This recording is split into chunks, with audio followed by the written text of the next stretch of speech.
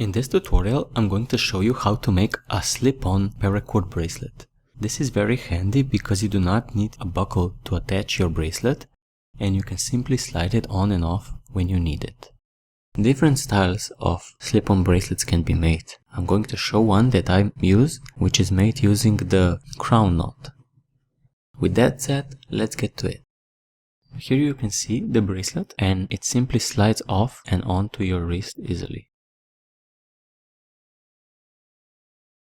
I have made a few different versions, one with flush and one without. And as you can see, it simply slides on.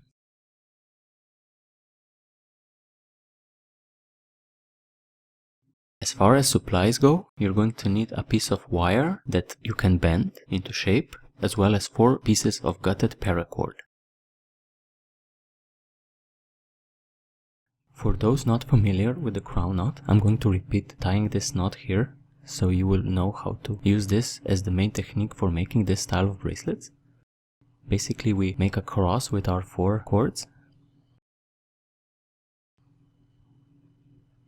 We then take one of our cords and pass it over the next cord, in my case counterclockwise, and then take the next and place it over the next, and so on until we reach the last cord, which we basically feed under the first loop of the very first cord that we used.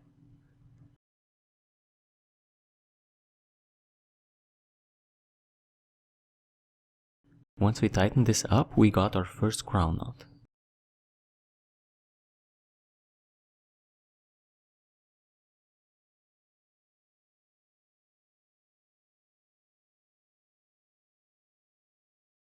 We would now continue this knot by simply taking another cord and repeat the same process of placing our cord over the next cord until we reach the last one and then feed it into the loop again.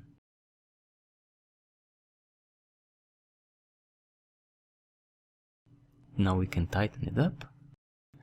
Repeating this sequence will give us our bracelet.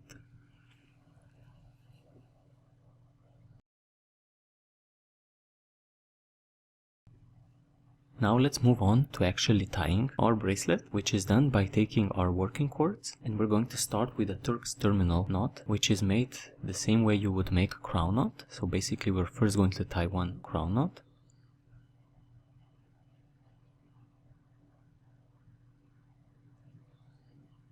You can also use other stopper knots such as the Matthew Walker if you prefer those. I just find this one to be secure and easy to tie.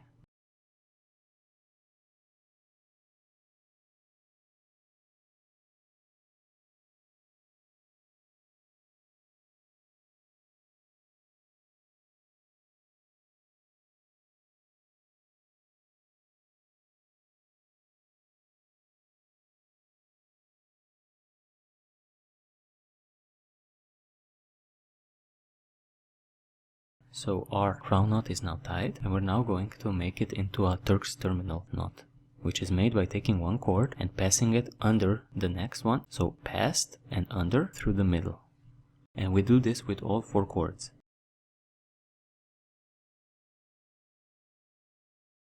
We take the next one, pass it past the next cord, and under through the middle.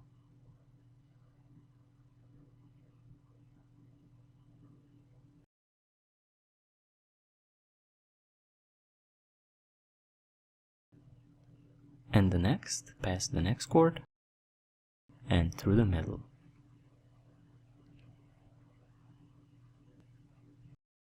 And the last cord. Once this is done, we're now going to tighten this knot up.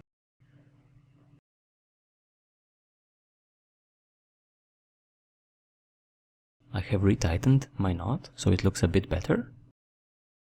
And we can now start our tying technique by spreading our cords apart like we did in the crown knot tutorial. And we're going to start our crown knots.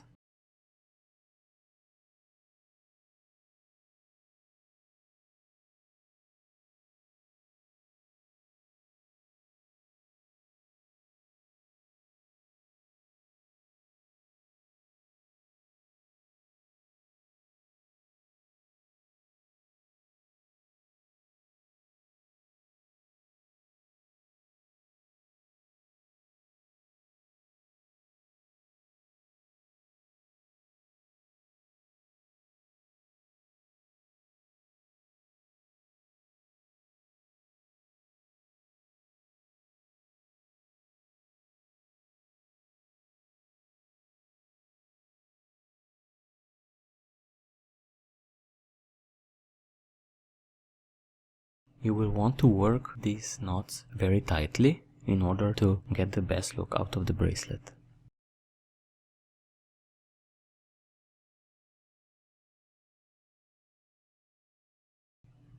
Once you make your first crown knot, we can now insert our wire, basically just placing it in the middle of the crown knot, then tightening up the knot some more. And from now on, we're going to make our crown knots around our wire, the same way we would when we made the regular crown knots.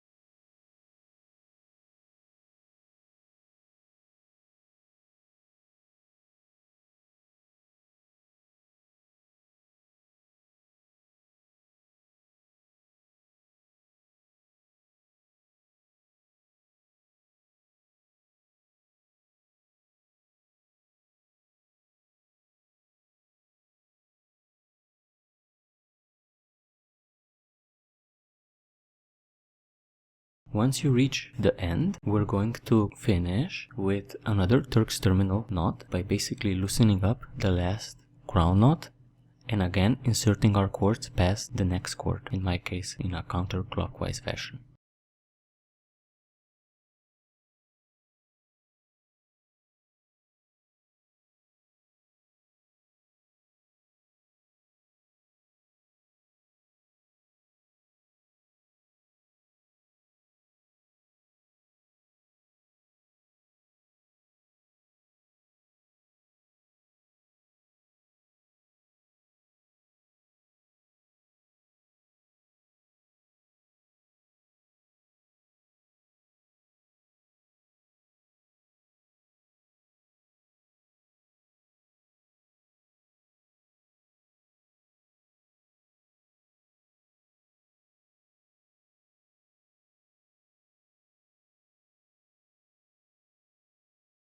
With that done, our Turk's terminal is complete and now we need to retighten it some more.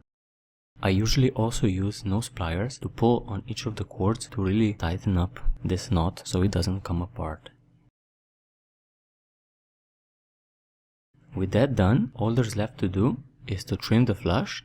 You can either cut it a bit further from the knot or exactly at, and then it's time to bend our bracelet into shape. So guys, thank you for joining me in this tutorial. See you next time.